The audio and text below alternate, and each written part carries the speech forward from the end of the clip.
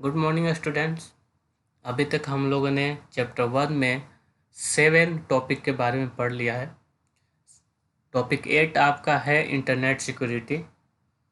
इसमें हम आपको बताने वाले हैं कि कैसे आप इंटरनेट अगर यूज करते हैं तो उसको सिक्योर वे में यूज कर सकते हैं।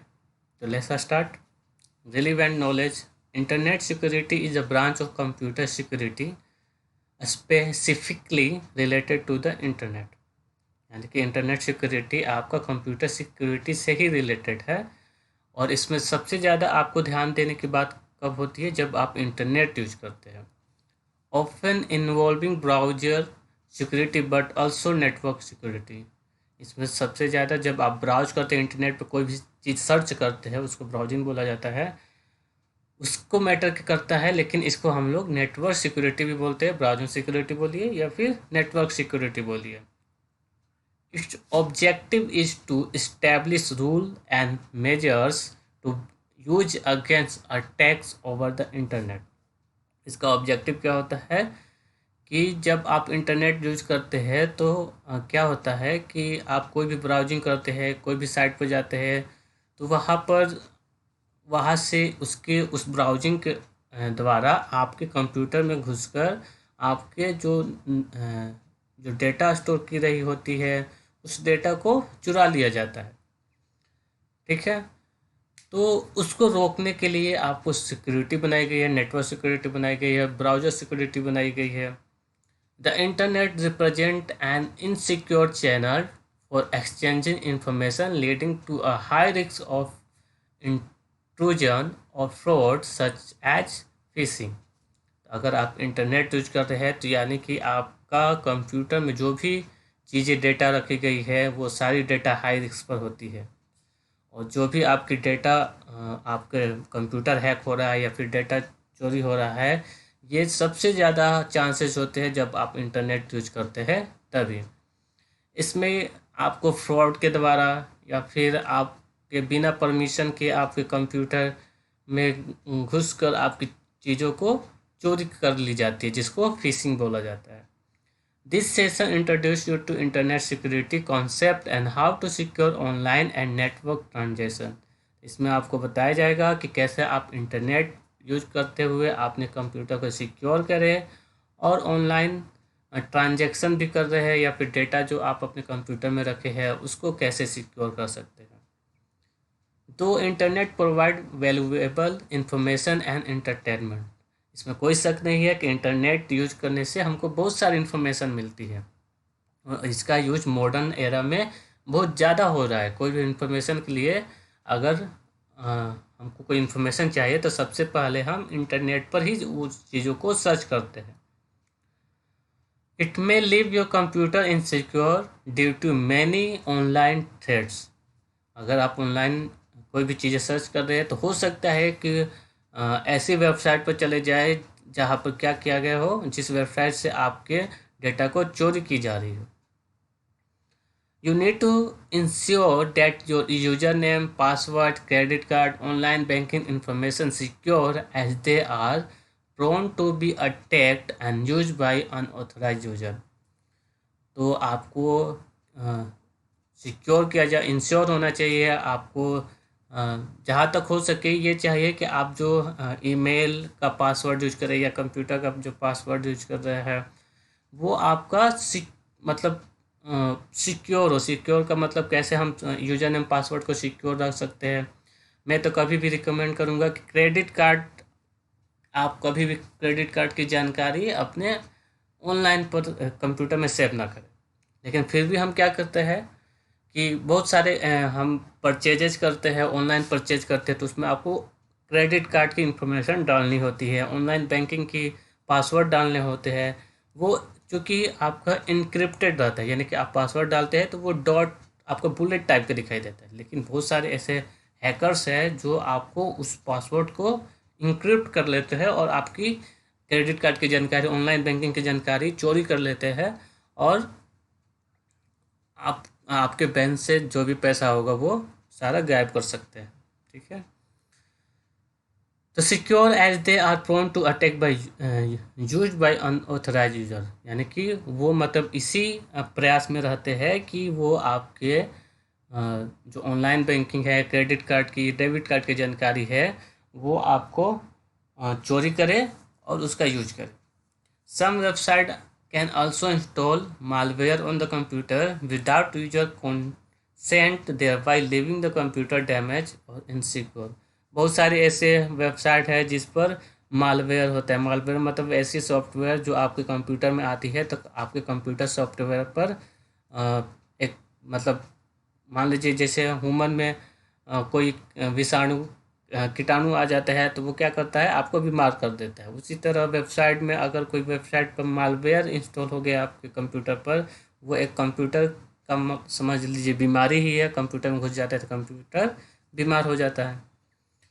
Online threats such as phishing, email spoofing, chat spoofing etcetera can increase the chances of user getting compromise. तो ऑनलाइन थ्रेड में बहुत सारी चीज़ें हैं, जैसे फिशिंग। फिशिंग का मतलब कि आपकी चीज़ों को चुरा लेना आपके बिना अनुमति के हैं। ईमेल स्पूफिंग का मतलब होता है ईमेल अगर आप जो यूज करते हैं तो अनऑथराइज बहुत बार आपके ईमेल आते हैं, अगर वो ईमेल आप ऑन करते हैं तो आपके कंप्यूटर में वायरस आ जाते हैं। चैट स्पूफिंग, बहुत सारी ऐसी वेबसाइट है जिससे आप चैट करते हैं, उसके द्वारा चैट करते हैं तो उसके द्वारा भी आपके कंप्यूटर में वायरस आ सकते हैं। You can reduce the risk by using best practice such as using antivirus software, anti spyware software, firewalls, strong password. इन सब चीज़ों को कैसे रोका जा सकता है, तो आप रिकमेंड किया जाता है कि आप कंप्यूटर जब खरीदते हैं तो उसी समय एंटीवायरस सॉफ्टवेयर आप अपने कंप्यूटर में डलवा लें। तो एंटीवायरस क्या करता है, कोई भी अगर आप न्यू वेबसाइट ओपन करते हैं तो वो पहले चेक करता है कि वो वेबसाइट सिक्योर है या नहीं, या कोई मालवेयर है या नहीं, ठीक है, कोई थ्रेट है या नहीं। ये सारी चीज़ें चेक करने के बाद आपको अनुमति देता है कि आप उसको यूज करें। बाई चांस कभी बहुत सारे एंटीवायरस आपको 99.99 भी चांस आपको सिक्योर करता है।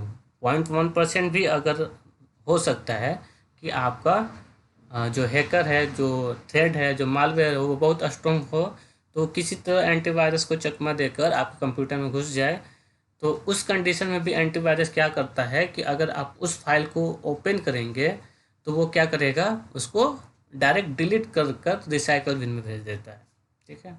एंटी स्पाईवेयर भी आपका एंटीवायरस के जैसा ही काम करता है। फायरवॉल आपके कंप्यूटर में होता है जिसको आप ऑन कर लेते हैं तो कोई बाहरी थ्रेड, बाहरी अनसिक्योर वेबसाइट को ओपन नहीं होने देता है। स्ट्रॉन्ग पासवर्ड यानी कि जब आप ऑनलाइन इंटरनेट यूज कर रहे हैं, ऑनलाइन बैंकिंग यूज कर रहे हैं, तो उस पर रिकमेंड किया जाता है कि आप स्ट्रॉन्ग पासवर्ड रखें। स्ट्रॉन्ग पासवर्ड कैसे बनाया जाता है ये आपको नीचे बताया गया है, मतलब आगे आपके इस टॉपिक में बताया गया है कि कैसे आप स्ट्रॉन्ग पासवर्ड बना सकते हैं। In addition to spreading awareness of the best practice, यानी कि इसके अलावा आप इन सब मतलब जो साइट के बारे में आप नहीं जानते हैं, जो सिक्योर साइट नहीं, आपको नहीं पता ये सिक्योर है या अनसिक्योर है, तो आप उसको ओपन ही ना करें, ठीक है। कोई अदर न्यू यूजर से अगर आप ईमेल आता है तो उसको ओपन ना करें, उसको डिलीट कर दें, ठीक है। तो ये सारी चीज़ें कर कर आप अपने कंप्यूटर को सिक्योर वे में चला सकते हैं। Best practice for security: use a strong password. A combination of alphanumeric and a special character could be used for creating a password that is not so easy to crack or guessed by other user। तो आप recommend किया जाता है कि अगर आप computer का password या फिर ऑनलाइन बैंकिंग का पासवर्ड, ठीक है, या फिर जैसे फ्लिपकार्ट हो गया, अमेजन हो गया, IRCTC हो गया, इस सब पर अगर आप कोई भी वेबसाइट पर अपना यूज पासवर्ड बना रहे हैं, लॉगिन कर रहे हैं, तो वहाँ पर स्ट्रॉन्ग पासवर्ड बनाए। तो स्ट्रॉन्ग पासवर्ड कैसे बनता है, अल्फ़ा नंबरिक मतलब अल्फ़ाबेट और नंबर को मिलाकर, उसके साथ स्पेशल कैरेक्टर होते हैं जैसे कि add, delete, hash, dollar, percentage, and, इन सब का यूज करिए ताकि आपका कोई भी हैकर जो है वो आसानी से आपके पासवर्ड को क्रैक ना कर पाए। Do not keep password such as your favourite colour, friend, relative name, bike number, mobile number, either a single और combine option.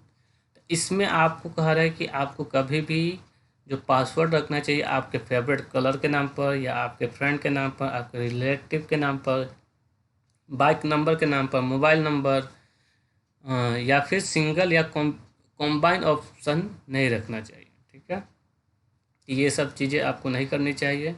This password are easy to guess if a user know your personally. अगर मान लीजिए कि कोई बहुत सारे आपके आसपास भी ऐसे लोग होते हैं जो कि आपके पासवर्ड को इजीली गेस कर सकते हैं और आपकी ऑनलाइन चीज़ें, जो आप ऑनलाइन बैंकिंग के पासवर्ड या क्रेडिट कार्ड की डिटेल्स ये चोरी कर सकते हैं। आपके आसपास के लोग भी ऐसा कर सकते हैं। ठीक है, ज़रूरी नहीं है कि ऑनलाइन इंटरनेट से ही आपकी चोरी हो। आपके आसपास भी ऐसे बहुत सारे लोग होते हैं जो आपकी जानकारी, पासवर्ड, जैसे मान लीजिए फेसबुक आप यूज कर रहे हैं और फेसबुक का पासवर्ड उन लोगों को पता चल गया, तो वो आपको क्या करेंगे, गलत तरीके से आपको उसका यूज करेंगे। ठीक है, बहुत बार ऑनलाइन ब्लैकमेलिंग का भी बातें सामने आती है कि किसी ने इसका पासवर्ड हैक कर लिया और उसको अब ब्लैकमेल कर रहा है। ठीक है, तो ये सब चीज़ें भी हो सकती है। This password are easy to guess if a user know your personally. तो अगर आपको कोई भी आपके आसपास जो लोग हैं आपको पर्सनली जानते हैं, तो वैसे पासवर्ड इजीली वो लोग गेस कर सकते हैं और आपके लिए वो आगे परेशानी का कारण बन सकता है। Change your password frequently at least 2 or 3 weeks so that your account information remains secure। तो आपको क्या चाहिए कि 2 और 3 वीक रिकमेंड कर रहा है कि आप अपने पासवर्ड को चेंज करते रहिए, ताकि आपके पासवर्ड को कोई हैक भी कर ले तो ज़्यादा समय तक यूज ना कर पाए। Using a strong password can lower the risk of security breach. Effectiveness of a password depend on a security mechanism of the software and user involvement in generating a strong password। तो आपको, अगर आप strong password बनाते हैं तो आप low risk पर रहते हैं, यानी कि आपका पासवर्ड को गैस करना बहुत आसान नहीं होता है, हैक भी करना आसान नहीं होता है। और इसके अलावा आपका जो पासवर्ड बनाया जा रहा है इस पर भी डिपेंड करता है कि जो आप सॉफ्टवेयर यूज कर रहे हैं उसका सिक्योरिटी मैकेनिज्म कैसा है। User involvement in generating a strong password. अगर आप स्ट्रॉन्ग पासवर्ड जनरेट कर रहे हैं तो उसको गैस करना बहुत आसान तो नहीं होता है, लेकिन अगर सॉफ्टवेयर जो है आपका स्ट्रॉन्ग मतलब सिक्योरिटी प्रोवाइड करता है तो उस कंडीशन में तो नामुमकिन हो जाता है कि कोई भी आपके पासवर्ड को हैक कर पाए। Most website check for password effectiveness user when a user attempt to register for a first time और when they change password। तो बहुत सारी ऐसे वेबसाइट है, अगर आप पासवर्ड चेंज करते हैं तो वो क्या करता है, वो बताता है कि आपका जो पासवर्ड है वो स्ट्रॉन्ग है या फिर वीक है। ठीक है, जैसे कि नीचे आपकी एक फिगर बनी हुई है, देखिए इसमें 1 2 3 4 7 8 9 दिया गया है, तो सीरियल नंबर वाइज ही है, तो ये कह रहा है कि पासवर्ड आपका स्ट्रॉन्ग नहीं है। ठीक है, इसमें देखिए 98765 नंबर दिया जा रहा है, तो ये कह रहा है कि फेयर नहीं है, ये नंबर भी गैस किया जा सकता है। फिर ऐसा पासवर्ड आपको बनाया जा रहा है तो कह रहा है कि ये पासवर्ड वीक है, इसको भी मतलब हैक किया जा सकता है। फिर एक पासवर्ड बनाया जा रहा है 9876543 और इसमें ए लगा दिया जा रहा है, यानी कि अल्फ़ाबेट का यूज किया जा रहा है, तो ये रिकमेंड कर रहा है कि ये स्ट्रॉन्ग पासवर्ड है। तो बहुत सारी ऐसी वेबसाइट है जिसमें पासवर्ड आप फर्स्ट टाइम क्रिएट करते हैं तो वो आपको रिकमेंड करता है कि कौन सी पासवर्ड आपकी स्ट्रॉन्ग रहेगी और कौन सी पासवर्ड आपकी वीक रहेगी। Following a general guideline for managing a strong password। Keep a length of the password at least 12 to 14 character if permitted। बहुत सारी ऐसी वेबसाइट है जो आपको 12 से 14 करेक्टर का पासवर्ड बनाने के लिए परमिशन देता है, तो आप वहाँ पर ज़्यादा से ज़्यादा 12 से 14 करेक्टर का पासवर्ड बना सकते हैं जो कि बहुत स्ट्रॉन्ग होगा। Avoid keeping password based on repetition, dictionary word, letter, number, sequence, user name, relative और पेट नेम। आपको कभी भी पासवर्ड रिपीटेड नहीं होना चाहिए। जैसे कि यहाँ पर देखिए 98765432 इस प्रकार का नहीं होना चाहिए, 12345 ये नहीं होना चाहिए। डिक्शनरी वर्ड आप जो ज़्यादा यूज करते हैं अपने बोलचाल में वो यूज नहीं करना चाहिए। लेटर्स, सिर्फ लेटर्स नहीं यूज करना चाहिए, यानी कि ABCD आप बस यूज करें वैसा नहीं होना चाहिए। नंबर सीक्वेंस कभी नहीं यूज करना चाहिए। यूज़र नेम आप जो रखे हैं, जैसे फेसबुक का आपका यूज़र नेम है, जैसे मेरा नाम है मिंटू आमिर, तो मिंटू आमिर ही आपका पासवर्ड कभी नहीं होना चाहिए। रिलेटिव और पेट नेम पर भी आपका पासवर्ड नहीं होना चाहिए। Including numbers and symbol in password if allowed.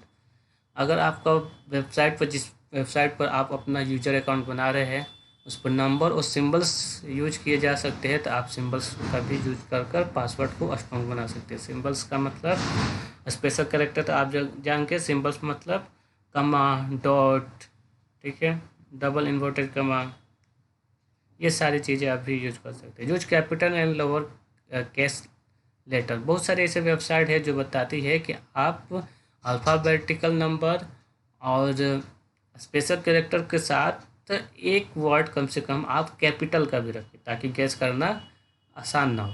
ठीक है, तो आप कैपिटल लेटर और लोअर केस लेटर दोनों को यूज कर कॉम्बिनेशन कर पासवर्ड को बना सकते हैं। Avoid using the same password for multiple set और पर्पज। एक ही पासवर्ड को हर वेबसाइट पर आप नहीं डालिए। इससे क्या होगा कि अगर एक पासवर्ड आपका हैक हो गया तो सारी चीज़ें हैक हो सकती है। तो अलग अलग चीज़ वेबसाइट पर अलग अलग अकाउंट के लिए अलग अलग पासवर्ड बनाना चाहिए। Avoid using something that the public or workmate know you strongly like or dislike. तो जनरली क्या करता है कि बहुत सारे अगर हमारे ऐसे फ्रेंड्स हैं जिससे हम बहुत घुले मिले हुए रहते हैं, तो हम क्या करते हैं कि पासवर्ड शेयर कर सकते हैं, शेयर कर देते हैं, कर सकते नहीं है, कर देते हैं। तो हमको ऐसे नहीं करना चाहिए। किसी भी कंडीशन में हमको वेबसाइट की, जो वेबसाइट से हम लॉगिन कर रहे हैं, अपनी ऑनलाइन बैंकिंग की, ऑनलाइन ट्रांजेक्शन की, ये सारी चीज़ें आपको अपने मैसेंजर की, ये इन सब चीज़ों की यूज़र नेम पासवर्ड आपको शेयर नहीं करना चाहिए, और इन पर पासवर्ड के बारे में बात भी नहीं करनी चाहिए। Use random password generator if possible. Random password आप यूज करते रहे, रैंडम का मतलब पासवर्ड को चेंज करते रहे कुछ अंतराल पर। स्ट्रॉन्ग पासवर्ड जैसे ये हो सकता है, जैसे देखिए इसमें आपका छोटा यू है, आपका नंबर भी है, फिर ये कैपिटल भी है, इसमें आपका सिंबल भी यूज किया गया है, स्पेशल कैरेक्टर भी यूज किया गया है। तो इस प्रकार का आप स्ट्रॉन्ग पासवर्ड बना सकते हैं। You may also use websites such as www.strongpasswordgenerator.com that can generate random strong password। आप इस साइट पर जाकर एक पासवर्ड जनरेट कर सकते हैं जो कि स्ट्रॉन्ग पासवर्ड होगा। To generate a strong password using www.strongpasswordgenerator.com do the following. Open any website. आप कोई भी वेबसाइट को, वेब ब्राउज़र को ओपन कर लें और उसमें ये वेबसाइट को डालिए एड्रेस बार में। उसके बाद एक आपको वो पासवर्ड जनरेट करके देगा। Notice the password display under your new password. ये आपको एक न्यू पासवर्ड बना कर देगा जिसको आप अपने पासवर्ड के रूप में यूज कर सकते हैं। Backup your data. जो भी आप कंप्यूटर में चीज़ें रख रहे हैं उसकी आपकी बैकअप लेना बहुत ज़रूरी होता है, ताकि कभी ऐसा कंडीशन हुआ कि आपके कंप्यूटर में वायरस आ गया, वायरस आने की वजह से आप कंप्यूटर को क्या किया, फॉर्मेट कर दिए। फॉर्मेट के बाद आप जब न्यू आपका ऑपरेटिंग सिस्टम इंस्टॉल किया जाता है तो सारी डेटा आपकी डिलीट हो जाती है। मान लीजिए आप किसी ऑफिस में काम करते हैं या फिर आप इम्पोर्टेंट स्टडी से रिलेटेड स्टडी मटेरियल रखे हुए हैं, नोट्स बनाकर रखे हुए कंप्यूटर में, ठीक है, तो वो क्या हो जाए, सारी डिलीट होगी, तो आपकी बहुत परेशानी हो सकती है। तो इसलिए रिकमेंड किया जाता है कि या तो आप किसी सीडी में या फिर पेन ड्राइव में क्या करें, उन सब डेटा की बैकअप जरूर रखें। This could be help in situation when there is no loss of data. Keep the data anyway from unauthorised user. मान लीजिए कि किसी अनऑथराइज यूजर के द्वारा आपके डेटा को चुरा लिया गया और आपके पास वो डेटा नहीं मिल पा रही है, तो इन कंडीशन में अगर आप बैकअप रखे रहेंगे तो वो डेटा आपकी सेव रहेगी। Use encryption software. बहुत सारे ऐसे सॉफ्टवेयर होते हैं जो आपके डेटा को, अगर आप इंटरनेट यूज करते हैं तो इंक्रिप्ट कर आपके डेटा को भेजती है। जैसे फेसबुक जो है, फेसबुक एक सिक्योर आपका वेबसाइट माना जाता है। तो उस पर कोई भी मैसेज करते हैं तो वो इनक्रिप्ट कर कर आपको पासवर्ड आपके मैसेज को सेंड करता है, और दूसरे साइड पर फिर आपको चेक किया जाता है कि वहाँ पर कोई थ्रेड है कि नहीं, या फिर कोई स्पूफिंग है या नहीं। ठीक है। तो ऑपरेटिंग सिस्टम में तो आपका इंक्रिप्शन सॉफ्टवेयर इंस्टॉल कर कर आता है। आगे बात करेंगे इसके बारे में कि कैसे। तो फायरवॉल आपका एक सॉफ्टवेयर है जो कि ऑपरेटिंग सिस्टम के साथ ही आता है। अगर आप उसको ऑन रखते हैं तो आप किसी अनऑथराइज वेबसाइट पर, जिस पर थ्रेट हो, आपके इंफॉर्मेशन को चोरी करने का रिस्क हो, या फिर आपके कंप्यूटर से कोई डेटा को चोरी करने का रिस्क हो, ये सारी चीज़ें ऐसे वेबसाइट को वो अलाउ नहीं करता है। Keeping your user name password private, ये इस पर आपको पहले ही बताया जा चुका है कि आप कभी भी पब्लिक में या किसी से भी अपने यूजर नेम पासवर्ड को शेयर ना करें। Registering with website, read the privacy statement of policy whenever you register with website. बहुत सारे ऐसे वेबसाइट है जिस पर आप यूज करना चाहते हैं उस वेबसाइट को, तो आपको बोला जाता है कि इस पर अपना एक अकाउंट क्रिएट करें, उसके बाद उस वेबसाइट को यूज कर सकते हैं। ठीक है। बहुत सारे आजकल तो ऑनलाइन पढ़ाई हो रही है, तो बहुत सारी ऐसे वेबसाइट है जो ऑनलाइन फ्री में आपको पढ़ाई कराती है। उस पर आपको एक अकाउंट बनाना पड़ता है। तो उस कंडीशन में आपको क्या करना चाहिए कि हो सकता है कि वो आपको ऊपर से दिखाए कि फ्री में पढ़ाई वो कराता है, लेकिन क्या करे कि फिर उसके बाद वो इन्फॉर्मेशन मांगे कि आप अपना डेबिट कार्ड या क्रेडिट कार्ड का इन्फॉर्मेशन डालिए, और उसके बाद वो क्या करेगा कि आपका उसका इन्फॉर्मेशन आपका चोरी कर लेगा और आपके बैंक से पैसे उड़ा लेगा। ऐसा भी होता है। तो इसलिए रजिस्टर करने से पहले आप प्राइवेसी और पॉलिसी को ज़रूर पढ़ें। Do not share personal information, आप किसी भी साइट पर अपने पर्सनल इन्फॉर्मेशन को शेयर ना करिए।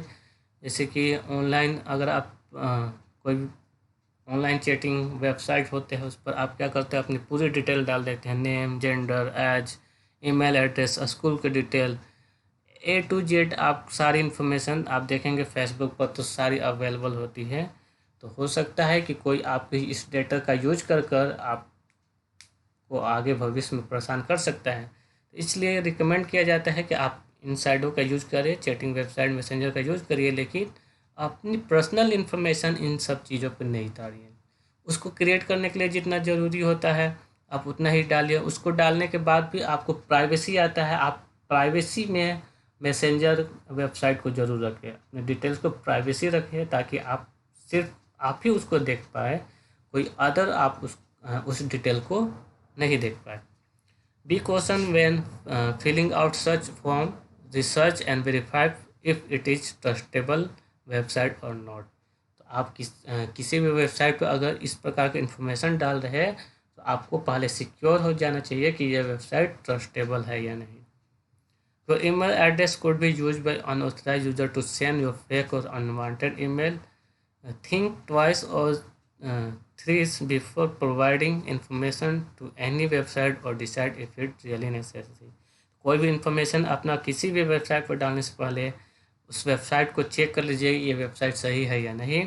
ईमेल एड्रेस डाल रहे थे, ईमेल के द्वारा आपको क्या किया जाएगा, अनवांटेड ईमेल भेजा जाएगा जिसमें आपका फिशिंग हो सकता है, आपकी इन्फॉर्मेशन को चोरी की जा सकती है। Secure transaction, if you are using online shopping और transaction website even store your credit card or online banking personal information such as your credit card number, account detail etcetera. जब भी आप ऑनलाइन शॉपिंग करते हैं या transaction करते हैं तो उसमें आपको क्रेडिट कार्ड डिटेल्स या फिर डेबिट कार्ड डिटेल्स या फिर ऑनलाइन वेबसाइट का यूजर नेम बनाकर पासवर्ड डालकर आपको क्या करना होता है, आप ऑनलाइन ट्रांजेक्शन करते हैं। तो इसमें this information can be traced by an unauthorised user often known as a hacker to misuse the information. तो जो आप इन वेबसाइट पर अपना डिटेल्स डालते हैं, क्रेडिट कार्ड का, डेबिट कार्ड का, ऑनलाइन बैंकिंग का, ये किसी अनऑथराइज यूजर के द्वारा हैक किया जा सकता है और इसका मिसयूज किया जाता है। मिसयूज का मतलब कि आपके पैसा की चोरी हो सकती है। Again ensure the website is legitimate and use secure practice to performing and maintaining online transaction। तो किसी भी जो वेबसाइट सिक्योर माना जाता है उस पर ही ट्रांजैक्शन करें, उससे ही ऑनलाइन शॉपिंग करें, किसी अदर वेबसाइट से ना करें। जैसे कि फ्लिपकार्ट हो गया, अमेजन हो गया, ये सब साइट आपकी ऑनलाइन शॉपिंग करियर ट्रांजैक्शन के लिए सिक्योर मानी जाती है। तो पहले किसी भी ऑनलाइन ट्रांजैक्शन, ऑनलाइन शॉपिंग से पहले आप उस साइट को ज़रूर चेक कर लीजिए। Again, since information such credit card detail और personal information is send over the internet. अगर आप कोई भी डेटा डाल रहे हैं तो वो क्या होता है कि वो आपका नेटवर्क में ट्रेवल करता है, तो उस वहाँ से भी आपकी डिटेल को हैक किया जा सकता है। तो ट्रैवल कैसे करता है, तो आपको बताइए कि नेटवर्क के द्वारा कोई भी इन्फॉर्मेशन अगर आप तक आ रही है तो आपकी इन्फॉर्मेशन भी कहीं जा रही है, कहीं पर स्टोर हो रही है। ठीक है। It is always recommended to use only secure website और फॉर सच ट्रांजेक्शन। इसलिए इसके लिए जो सिक्योर वेबसाइट बनाई गई है, जिस पर आपको ट्रस्ट है, उस पर ही इस प्रकार की शॉपिंग और ट्रांजेक्शन या क्रेडिट कार्ड या डेबिट कार्ड डिटेल डालिए। Verify if the website uses secure transaction. अगर वो आपको प्रोवाइड करती है सिक्योर ट्रांजेक्शन, तभी आप उसका यूज करें। Usually it is indicated through a digital certificate presented a golden log in the web browser address bar. तो बहुत बार आप देखेंगे ऐसे वेबसाइट होती है जो आपको सिक्योर ट्रांजेक्शन प्रोवाइड करती है, तो इसमें आपको डिजिटल सर्टिफिकेट भी दिया जाता है जो इंश्योर करती है कि हाँ, मेरी जो वेबसाइट है वो सिक्योर है। जैसे आप व्हाट्सअप यूज करेंगे तो व्हाट्सअप पर एंड टू एंड यूजर एक कोडिंग आती है। ठीक है, एंड टू एंड यूजर का मतलब आपके जो भी मैसेज भेज रहे हैं या मैसेज आ रहे हैं बस आप तक पहुंचेगी, या फिर जिसको आप भेज रहे हैं उसको पहुंचेगी, अदर बीच में कोई भी उसको हैक नहीं कर सकता है। इस प्रकार के डिजिटल सर्टिफिकेट आपको ट्रांजेक्शन के रूप में भी देखने को मिलता है। Use antivirus and spyware software. आप अपना कंप्यूटर यूज कर रहे हैं, इंटरनेट ज़्यादा यूज करते हैं, तो एंटीवायरस और एंटी स्पाईवेयर सॉफ्टवेयर इंस्टॉल करना बहुत ही ज़रूरी है।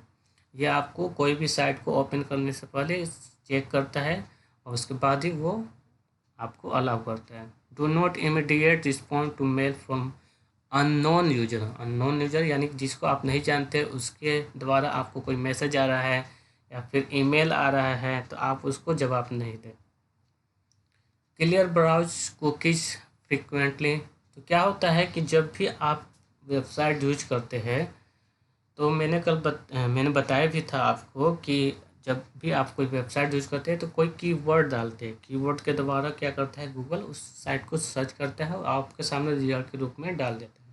तो आप जिस वेबसाइट को ज़्यादा यूज करते हैं तो उसकी एक कुकीज बनती है। ठीक है, उस वेबसाइट की कुकीज बनती है जो आपके हिस्ट्री में सेव हो जाती है। कुकीज आपका वेबसाइट हो, आपका जो वेब ब्राउज़र होता है उसमें सेव हो जाता है। तो कुकीज सेव होने से क्या होता है कि जब भी आप किसी भी साइट पर आप ओपन करेंगे तो उससे ही रिलेटेड सबसे ज़्यादा आपको एडवर्टाइजमेंट दिखता है। ठीक है, तो हो सकता है कि जो आप वेबसाइट यूज कर रहे हैं तो उसकी कुकीज में आपका वायरस हो, और वो वायरस क्या हो जाएगा, आपके हिस्ट्री में, आपके वेब ब्राउज़र में सेव हो जाएगी, जिससे क्या होगा, वो धीरे धीरे आपके कंप्यूटर की इंफॉर्मेशन को हैक कर लेगा।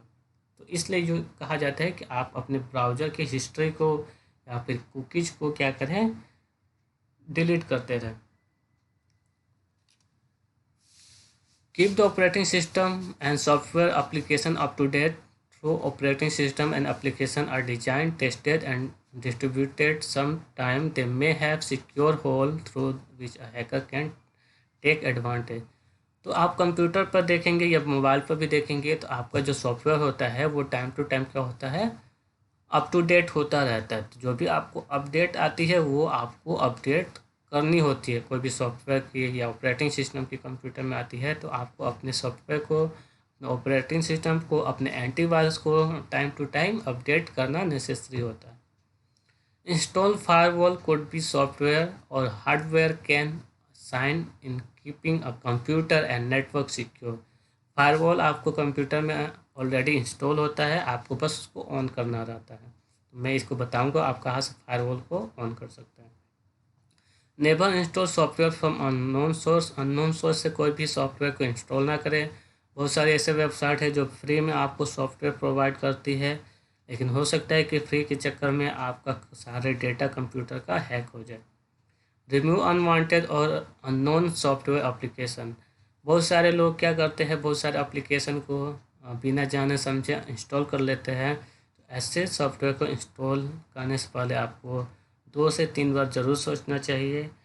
अगर इंस्टॉल कर भी लिए तो उसको ज़्यादा देर तक आपको अपने मोबाइल में नहीं रखना चाहिए। जैसे बहुत सारे चाइनीज ऐप है जो कि आपको अभी कुछ ही दिन पहले पता चला कि वो लोग क्या कर रहे थे, यूजर्स के इंफॉर्मेशन को शेयर कर रहे थे, दूसरे कंपनियों को बेच रहे थे।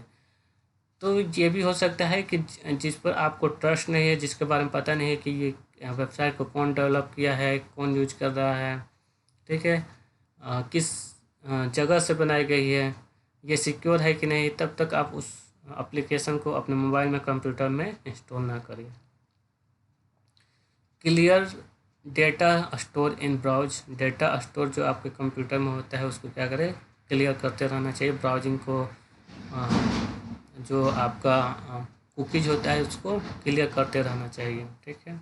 तो ये आप कहाँ से कर सकते हैं, तो clear personal data from the web browser such A Mozilla Firefox launch the browser. तो ये मोजिला फायरफॉक्स में अगर आप इंस्टॉल की है तो ये स्टेप बताए गए कि आप ये यूज कर सकते हैं। हम मोजिला फायरफॉक्स नहीं, हम किसी भी, अगर आप जो वेब ब्राउज़र ज़्यादा यूज कर किया जाता है आप उसमें जाकर क्या कर सकते हैं, हिस्ट्री या फिर कुकीज़ को डिलीट कर सकते हैं। तो मैं सबसे ज़्यादा आपका गूगल क्रोम यूज करता हूँ, तो गूगल क्रोम में मैं वो ले जाता हूँ और बता दूँ कि कहाँ से आप हिस्ट्री को इंस्टॉल कर सकते हैं, हिस्ट्री को डिलीट कर सकते हैं, ठीक है।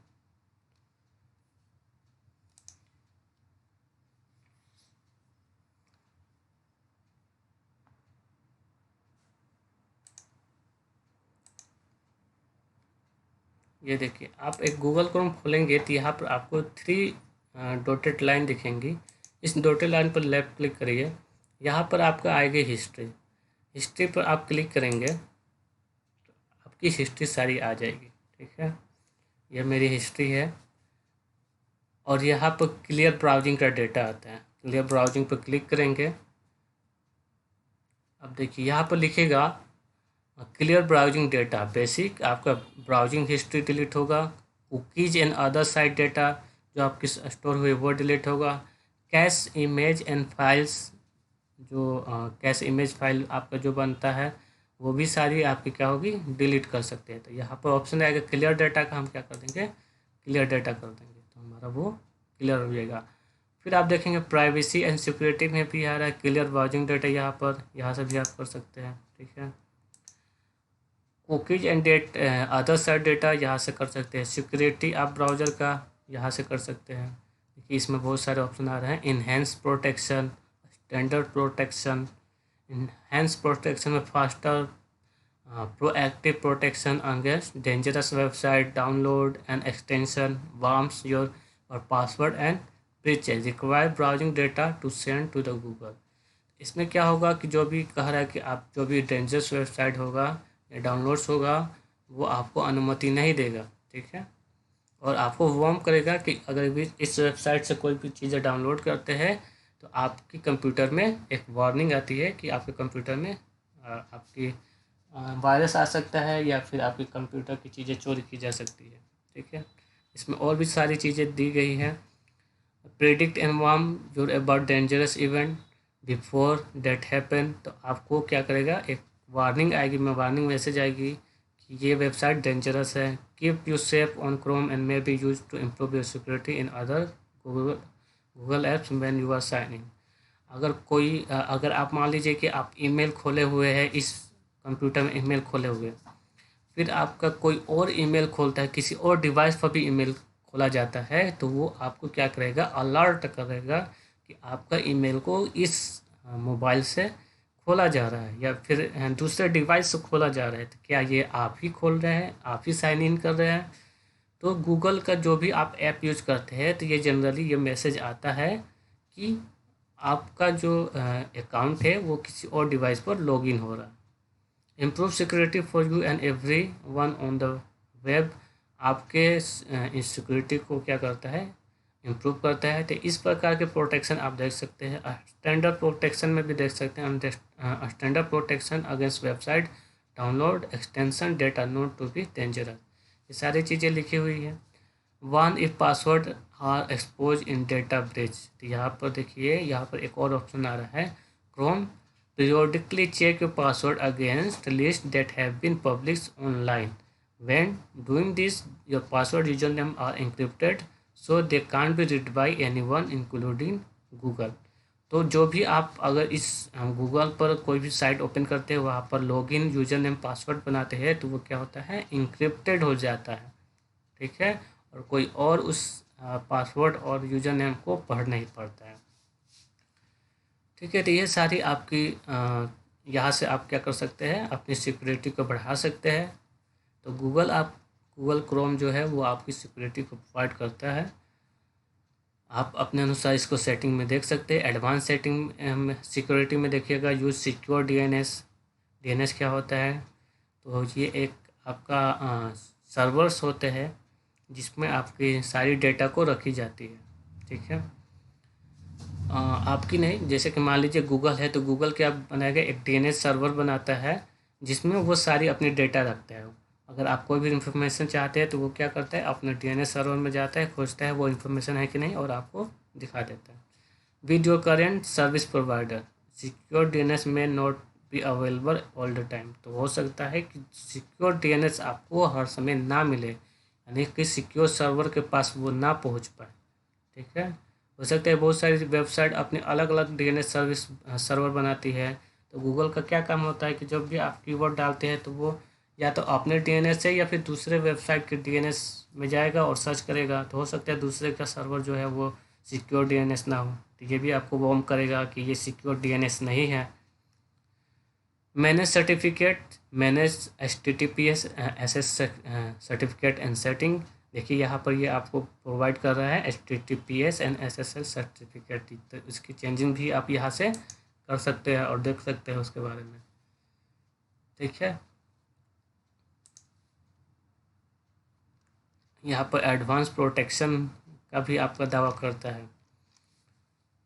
तो यहाँ से प्राइवेसी एंड सिक्योरिटी में आप ये सारी चीज़ें अपने किसी भी अगर गूगल क्रोम का वेब ब्राउज़र हो, इंटरनेट एक्सप्लोरर हो, मोजिला फायरफॉक्स हो, तो आप प्राइवेसी एंड सिक्योरिटी में जाकर अपनी प्राइवेसी को बढ़ा देंगे और अपने जो ब्राउजिंग है ये क्लियर ब्राउजिंग कर सकते हैं। कुछ को डिलीट टाइम टू टाइम करते रहना चाहिए। अब चलिए एक और आपको चीज़ बतानी है कि आपके कंप्यूटर में अपने फायरवॉल को कैसे आप क्या कर सकते हैं, इनेबल कर सकते हैं। तो हम चलते हैं कंट्रोल पैनल में।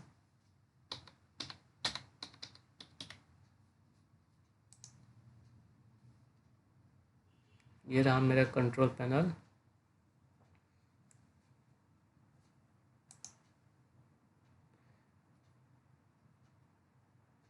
देखिए यहाँ पर है एक option security and management. Security में जाएंगे तो नेटवर्क फायरवॉल का ऑप्शन आएगा, वायर प्रोटेक्शन का ऑप्शन आएगा। तो व्यू इन विंडो सिक्योरिटी में आप जाएंगे।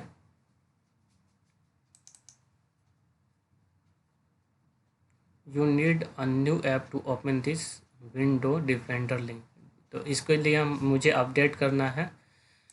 ये अपडेट के लिए मांग रहा है कि आप अपडेट करिए।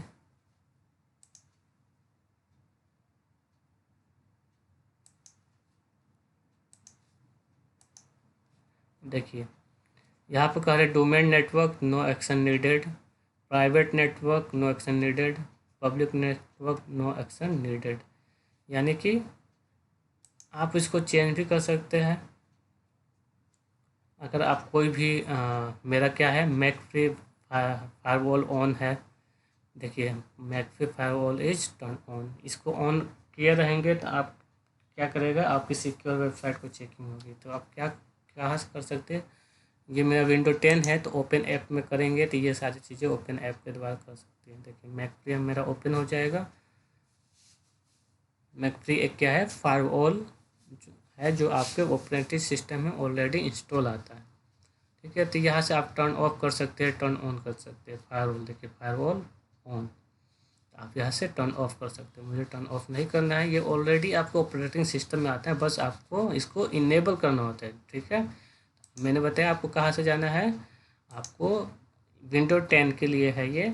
आप नेट कंट्रोल पैनल में चले जाएंगे, कंट्रोल पैनल में सिक्योरिटी एंड मेंटेनेंस में चले जाएंगे, नेटवर्क फायरवॉल में चले जाएंगे, और व्यू इन विंडो सिक्योरिटी में आपको ये ऑप्शन मिलेगा। वायरस प्रोटेक्शन का भी ऑप्शन है, देखिए मैकफ्री वायरस स्कैन आपका है, ये टर्न ऑन है। ये सारी चीज़ें जैसे करेंट थ्रेड आपके कंप्यूटर में कुछ है या नहीं, प्रोटेक्शन सेटिंग, प्रोटेक्शन अपडेट, ये सारी चीज़ें ये चेक करता रहेगा। कोई भी अगर मतलब फाउंड होता है किसी प्रकार का अनवांटेड एक्टिविटी, तो ये आपको मैसेज देगा कि इस प्रकार की अनवांटेड एक्टिविटी हो रही है। विंडो डिफेंडर एंटीवायरस ऑप्शन भी आपको आता है। You can keep using your current provider and have window defender antivirus protect and check for threat. आप यहाँ से विंडो डिफेंडर भी आपका एक ऑप्शन आता है, जो कि ये आपके कंप्यूटर में थ्रेड का मतलब कोई भी अनवांटेड जो सॉफ्टवेयर होता है जो आपके कंप्यूटर में आकर आपके कंप्यूटर को डैमेज कर सकता है, तो वो भी आपको एक विंडो डिफेंडर एंटीवायरस ऑप्शन आता है, जो यहाँ से आप ऑन कर देंगे तो कोई भी आप चीज़ें ओपन करेंगे तो वो पहले उसको चेक की जाएगी, उसके बाद वो आपको यूज़ करने की परमिशन देगा। यहाँ से आप इसको ऑन कर सकते हैं। देखिए ऑन करने के बाद मैंने इसको इंस्टॉल नहीं किया है। विंडो 10 में कोई भी चीज़ आप ऑन करेंगे नहीं, पहली बात तो वो उसको इंस्टॉल करने के लिए कहेगा। हम यहाँ पर यस करेंगे तो इंस्टॉल हो जाएगा, मुझे नहीं करना है। ठीक है, तो इस प्रकार आप अपने कंप्यूटर में फायरवॉल को ऑन कर सकते हैं, जो कि ऑलरेडी आपके कंप्यूटर के ऑपरेटिंग सिस्टम में इंस्टॉल आती है। ठीक है, तो इसके अलावा आप एंटीवायरस सॉफ्टवेयर भी आते हैं जो आप इंस्टॉल कर सकते हैं, जैसे कि आपका आता है नॉर्टन का आता है। ठीक है, बहुत सारे ऐसे एंटीवायरस है जो मार्केट में अवेलेबल है, जिसे आप अपने कंप्यूटर खरीदते समय ही इंस्टॉल कर रहा लेना आपको रिकमेंड किया जाता है, क्योंकि अगर आप कंप्यूटर को यूज करने लगे और फिर उसके बाद एंटीवायरस डालेंगे तो वो उतना इफेक्टिव नहीं होता। तो this is all about internet security. इसके बाद इसमें आपको कुछ क्वेश्चन दिए गए हैं, जैसे कि एक्टिविटी है, you have learn to work with Mozilla Firefox, now perform task offline earlier using Mozilla Firefox with other browsers such as Internet Explorer, Google Chrome. Use the help file और online help to find procedure. तो यहाँ पर लिखा है कि Mozilla Firefox के बारे में आप इसे बुक में दिया है, मैंने आपको गूगल क्रोम के बारे में बताया। ठीक है, तो गूगल क्रोम में आप जाकर सिक्योरिटी को इनेबल करिए, या फिर इंटरनेट एक्सप्लोर में करिए, फिर मोजिला फायरफॉक्स करिए, एक ही बात है। ठीक है, तो ये कह रहा है कि आप जिस वेबसाइट में जाते हैं, जिस वेब ब्राउज़र को ज़्यादा यूज करते हैं, उसमें ये आप सिक्योरिटी को इंश्योर करिए कि आपकी सिक्योरिटी ऑन है या नहीं। इसके अलावा दो ऑप्शन दिए, explain the purpose of internet security का क्या काम होता है, या explain different kind of online thread कौन कौन से हो सकते हैं। तो मैंने पहले भी आपको बताया था ऑनलाइन थ्रेड कौन कौन से हैं। तो ईमेल स्पूफिंग है, थ्रेड है। ठीक है, ये आपको ऊपर मैंने आपको एक्सप्लेन भी किया था, एक बार दिखा भी देता हूँ आपको ये क्या क्या चीज़ें हैं। और ये सारी सिक्योरिटी के अंदर ही आती है कि आप क्लियर ब्राउजिंग करें या फिर एंटीवायरस इंस्टॉल करें।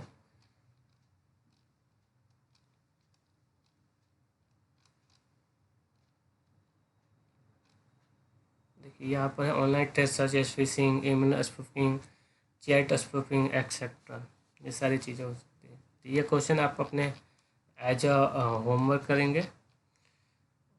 ये चैप्टर का आपका समाप्त हो चुका है। चैप्टर 1 में इतना ही चीज़ें थी। चलिए मिलते हैं नेक्स्ट चैप्टर में नेक्स्ट वीडियो के साथ। Take care, have a good health, bye.